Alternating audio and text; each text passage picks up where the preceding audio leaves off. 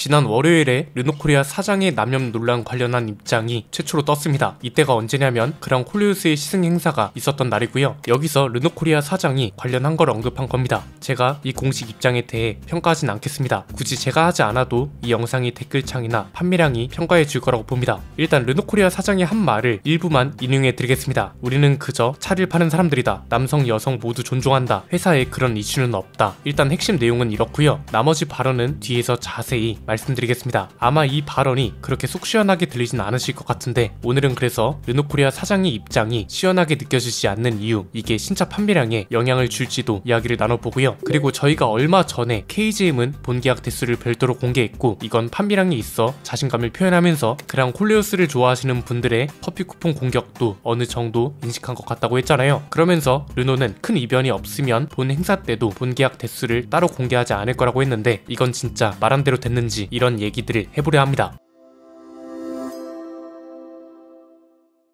자, 우선 계약 대수 관련해서 이건 결국 최근에 말씀드렸던 대로 됐습니다. 액티언처럼 본계약 대수가 많이 나온 게 아닌 이상 기존처럼 사전 예약 대수와 본계약 대수를 합산해서 누적 계약 대수라고 말할 거라고 했잖아요. 이번에도 결국 그랬습니다. 사전 계약 대수와 본계약 대수를 합산한 걸 누적 계약 대수라고 표현하면서 공식적으로 발표했다고 하고요. 이게 왜 문제가 되는 건지는 뒤에서 자세히 얘기해 보도록 하겠습니다. 르노코리아 사장의 입장은 이렇습니다. 처음으로 입장을 밝힌 건데 그대로 인용해 드리겠습니다. 남염 손가락은 우리 르노와 연관되어 있지 않다. 해당 문제는 사회적 차원의 문제고 자동차는 산업적 차원의 문제다. 우리는 그저 차를 파는 사람들이다. 남성 여성을 모두 존중한다. 회사에 그런 이슈는 없다. 이겁니다. 그냥 딱 보면 어떠신가요? 그렇게 막 시원하다거나 와 드디어 문제를 완벽하게 종결시켰구나 이 정도는 아니죠. 이게 르노코리아가 정말 잘 되어야 하는 게 맞고 이번에 보니까 박형준 부산시장도 신경을 많이 쓰고 있잖아요. 그럴 수밖에 없는 게 부산 지역에서 굉장히 중요한 기업이고 지역 경제에서 굉장히 큰 부분을 차지하고 있잖아요. 그래서 저는 이 문제를 회사 차원에서도 정확하게 파악하고 이걸 극복해야 앞으로 나올 신차들도 긍정적인 영향을 받을 수 있다고 생각하거든요. 그렇기 때문에 지금 이 논란이 왜 문제가 되고 소비자들은 왜 르노코리아 사장이 내놓은 입장에 큰 공감을 못하는지 설명해 보겠습니다. 크게 세 가지로 볼 수 있는데요. 첫 번째는 우선 이건 성별 관련 문제가 아니죠. 성별 문제가 아니라 혐오의 표현이 문제가 된다. 이게 포인트입니다. 이걸 왜 르노코리아 스스로가 남성과 여성을 모두 존중한다면서 남녀 차별 문제인 것처럼 보이게 했는지는 의문입니다. 가장 중요한 핵심은 성별 문제가 아니라 혐오의 표현 자체가 문제가 된다는 걸 강조하고 싶네요. 두 번째는 사안이 심각해서 인사회의를 열 거라고 했습니다. 이 얘기가 나온 게 7월 3일입니다. 그런데 그 뒤로 무슨 조치가 있었고 인사회의는 연계 맞는지 열었다면 그 결과는 뭔지 알려진 게 있나요? 세 번째는 많은 사람들이 착각 내지는 오해하고 있는 게 있습니다. 르노코리아 사장이 공식 입장 발표를 했고 사과를 이미 했다고 생각하는 분들도 있는데 이거 아니죠. 7월 3일에 인사회의를 열 거라는 입장이 나오긴 했지만 이것도 고객과 대중들을 대상으로 공식 입장이 나온 게 아니고 사내 홈페이지의 팝업 게시물에 입장문을 올렸던 거잖아요. 그러니까 지금 사람들이 원하는 건 남녀를 존중한다 이게 아니라 그냥 감정이입을 해서 입장문을 써보면 이렇습니다. 혐오의 표현은 명백히 잘못된 것이고 그건 남녀 성별 상관없이 있어서는 안 될 일입니다. 그러한 장면이 회사 공식 유튜브 채널을 통해 송출되었기 때문에 이유를 막론하고 명백히 잘못되었으며 사회적으로도 파장이 컸던 사안이기 때문에 회사를 대표해서 사과드립니다. 앞으로는 그런 일이 일어나지 않도록 대책을 강구하겠습니다. 만약 이렇게 즉각 입장이 나왔다면 어땠을까요? 진짜 인도적 차원으로 해당 직원을 해고하지는 못했더라도 이 정도만 나왔어도 여론은 금방 잠잠해졌을 겁니다. 그런데 지금 이런 것조차 안 하고 있기 때문에 대중들의 화가 쉽게 가라앉지 않고 있다는 거고요. 그나마 시승행사 같은 공식적인 출시 행사에서 사과가 한 번쯤은 있을 줄 알았는데 남성과 여성 모두 존중한다. 남염 손가락은 우리 르노와 연관되어 있지 않다. 이렇게 나와버리니까 이게 뭐지 싶은 거죠. 차라리 그 직원이 퇴사를 했다는 게 명백하다면 연관되어 있지 않다는 말이 합당하지만 지금은 퇴사를 했는지 휴직을 했는지 진짜 소문대로 결혼을 하는 건지 알 수가 없잖아요. 이게 어떤 문제를 가져올 수 있냐면 판매량이야 나오겠죠. 한 대를 팔더라도 판매량 통계는 잡히니까요. 문제는 잠재 고객들 안 잡을 건가요? 지금의 2030이 나중에는 주 고객층이 될 건데 그동안 노력해왔던 게 분명 있잖아요. 점유율 꼴찌인 상황에 한국은 생산 기지로만 쓰려고 하는 거라는 오해가 있었고 이걸 어떻게든 바로 잡으려고 전 시장도 리니얼하고 로고도 바꾸고 모델명도 바꾸고 이걸 대체 왜 한 거죠? 그리고 여기에 생계가 달려있는 직원들이 그렇게나 많은데 사과 한마디만 제대로 했어도 절반 이상 여론을 회복할 수 있었습니다. 그런데 이걸 왜 하지 않은 것이며 인사회를 열어서 어떤 조치가 있었는지 이런 이야기조차 언급이 없을 수가 있냐는 겁니다. 그냥 여러가지 루트로 취재해본 바로는 애초에 이렇게까지 커질 일도 아니었고요. 그래서 저도 너무 답답하다는 겁니다. 이렇게 사회적 문제가 될 정도로 큰일이 전혀 아니었습니다. 오히려 일이 커지기 전에 이러한 배경이 있었고 이유를 막론하고 지원하고 불편을 느끼셨을 분들께 사과드린다. 앞으로는 이런 일 없도록 체계부터 모든 걸 손보겠다. 이 정도로만 나왔어도 이렇게까지 여론이 돌아서지 않았을 거란 거죠. 이건 워낙 민감한 사안이라 이 정도로만 이야기해도 충분할 것 같고요. 르노코리아가 지금 이 문제를 얼마나 심각하게 인지하고 있고 이 여론이 화를 얼마나 확실하게 지나오고 싶은지 묻는다면 저는 물음표가 여러 개 뜹니다. 르노코리아 사장의 한 말만 봐도 그렇죠. 회사에 그런 이슈가 없다고 말했는데 그럼 그 이슈로 화가 난 소비자들은 대체 뭐죠? 그러면서 우리는 그저 차를 파는 사람들이다 이런 말도 합니다. 제품을 파는 사람들입니다. 그리고 그 제품을 사주는 게 소비자들인데 이 사람들이 어떤지 여론도 제대로 파악을 못하고 뭘 원하는지도 제대로 파악을 못한다면 그 제품을 사고 싶을까요? 점유율이 현대차 그룹만큼 많은 것도 아니고 꼴찌를 하고 있으면서 대체 무슨 깡이야? 사람들은 이렇게 생각할 수 있다는 겁니다. 이걸 소비자들, 대중들 탓을 해야 하냐? 저는 단호하게 아니라고 말하고 싶습니다. 그런 경우도 있더라고요. 이 사태를 직원 개인이 일탈로 축소하면서 소비자들이 판단을 잘 해야 한다는 식으로 말하는 분들도 있습니다. 그런데 그게 맞는 건지는 잘 모르겠습니다. 보시는 분들도 판단해 주시면 좋을 것 같은데 분명 회사의 공식 유튜브 채널이었습니다. 회사의 제품을 다룬 영상이었고요. 그리고 이 문제로 타격을 입은 건 누구죠? 직원 개인이 아니라 가장 먼저 회사, 그 다음 만약 판매량 같은 게 안 나온다면 그 회사에 종사하고 있는 직원들도 피해를 보는 거죠.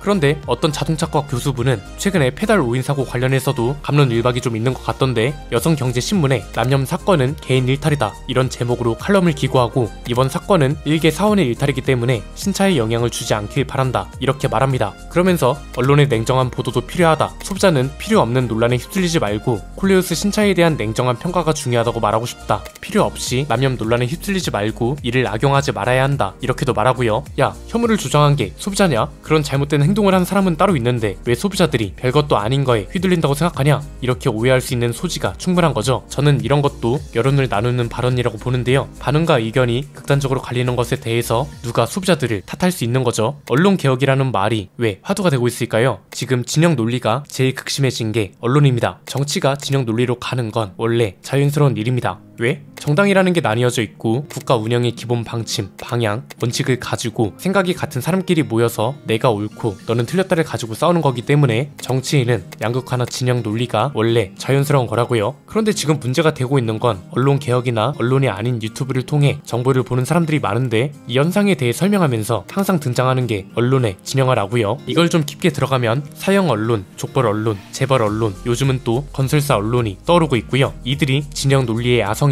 이런 평가도 나오고 있습니다. 오늘의 주제가 이런 건 아니라서 더 깊게 들어가진 않겠지만 왜 원인과 책임의 주체가 뚜렷한 사안을 가지고 대중과 소비자들이 잘못 판단해서 작은 것도 크게 봐서 그렇다는 것처럼 이야기할 수 있는 건지 모르겠습니다. 얼마 전에 다뤄드린 페달 오인 사고도 그렇고 이번 이 르노 사태처럼 극단적으로 의견이 갈리는 사람들은 대부분이 비슷하다고 보고요. 그럼 앞으로 그런 콜리우스의 판매량과 르노코리아가 앞으로 출시할 신차들은 어떻게 될 거냐 이것도 중요하다고 보거든요. 이게 진짜 르노코리아의 생계가 달려있는 직원분들이나 협력업체 관련 종사자분들한테 중요하다고 보는데 이건 제 전망이 아니라 그냥 르노코리아가 직접 공개한 데이터만 봐도 어느 정도 추리가 가능합니다. 르노코리아에 따르면 그런 콜리우스의 연 판매량은 36,000대 정도입니다. 그런데 이것도 최대치를 말하는 겁니다. 이걸 듣고 르노코리아가 이 차에 얼마나 진심인 건지 모르겠다는 생각도 들 수 있겠더라고요. 왜냐면 시승 행사 때 올라온 기사를 보니까 구체적인 연내 판매 목표량을 제시할 수는 없지만 부산 공장에서 그런 콜리우스를 월 3,000대 가량 생산할 예정이다 이렇게 말했다고 합니다. 굉장히 중요한 신차인 게 분명한데 연 목표 판매량을 제시하지 않는 것도 사실 이해가 잘 안 되고요. 연 36,000대 이것도 르노코리아가 말한 월 생산량 3,000대가 모두 팔렸다는 걸 가정했을 때 가능한 거잖아요.